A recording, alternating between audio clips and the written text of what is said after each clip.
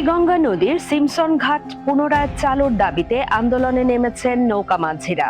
শনিবার সকালে কেরানীগঞ্জের বুদারাঘাট এলাকায় মানববন্ধন ও বিক্ষোভ কর্মসূচি পালন করেন তারা। এই সময় আন্দোলনকারীরা দ্রুত সিমসন ঘাট ফিরিয়ে দেওয়ার পাশাপাশি সদরঘাট টার্মিনালের 4 ও 5 নম্বর পল্টন অপসারণের দাবি জানান। তাদের অভিযোগ, সিমসন ঘাট বন্ধ হয়ে যাওয়ার পর থেকে যাত্রী পারাপার কমে গেছে। এতে মাঝিদের আয় কমে যাওয়ার পাশাপাশি ব্যবসায়ীরাও নানা ধরনের সমস্যার মুখোমুখি হচ্ছেন। আমাদের একটাই দাবিটা হলো কি, এই যে আমাদের সিমসন ঘাটটা বন্ধ করছে, এটা অসাধু কিছু কর্মকর্তা বিধায়ক আছে এবং অসাধু কিছু আওয়ামী লীগ নেতারা আছে, তারা একটা মত কইরা যেহেতু তারা টাকা পয়সা খাইছে, এই আমাদের ঘাটটা বন্ধ করে দিচ্ছে। তখন এই মাঝিগুলো কোথায় যাব? তখন আমরা একটা সরকারের কাছে একটাই আবেদন, রাষ্ট্রপতি বেগম খালেদা জিয়া আমরা এই মাঝিরা অনেক ভালো পারছি। তখন আমরা বলি তার সাহেবের যে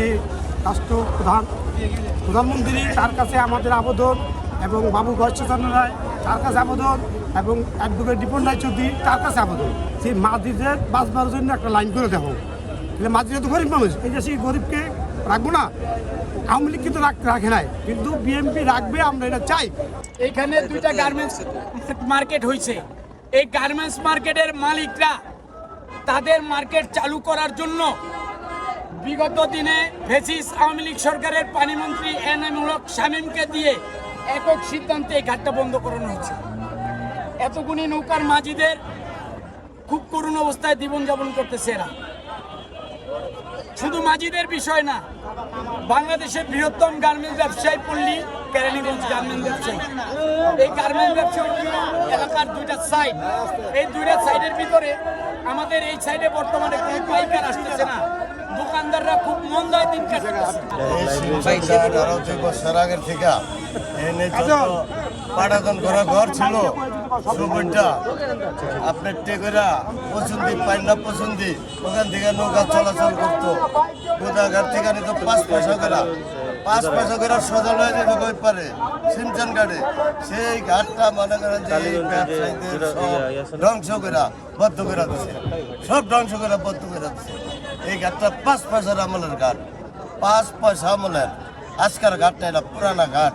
আর মনে করেন যে আমগো তেল ঘাট, যেটা মনে করেন যে ওই যে শাহজাহান খান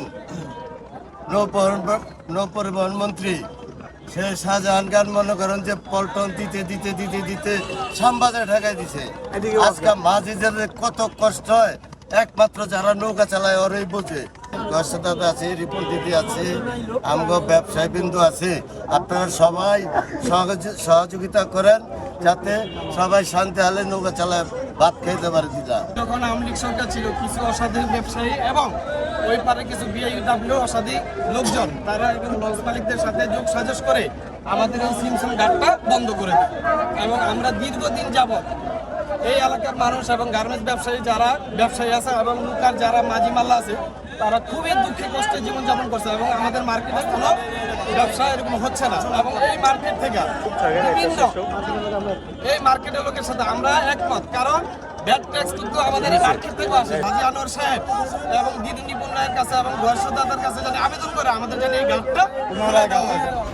এর আগে গত বুধবার একই দাবিতে আন্দোলন করেন কেরানীগঞ্জ গার্মেন্টস পল্লীর ব্যবসায়ীরা।